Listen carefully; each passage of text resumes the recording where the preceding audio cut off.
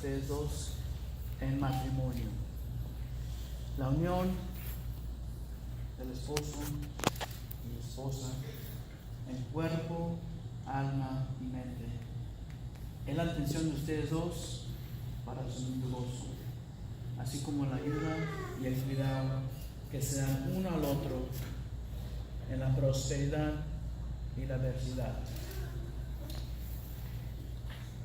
Katy y Andrés, en el matrimonio se debe dar amor.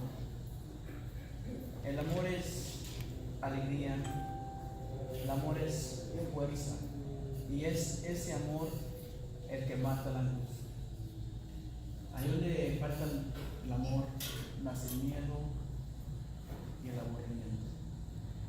El amor se entrega, el amor se intercambia, y el que da mucho amor pues recibe mucho amor. Y también el matrimonio no es de dañar al otro, de dominarse, sino ayudarse y acompañarse en su camino. Es saber aceptar al otro tal como es, saber respetar, pero mucho más perdonar.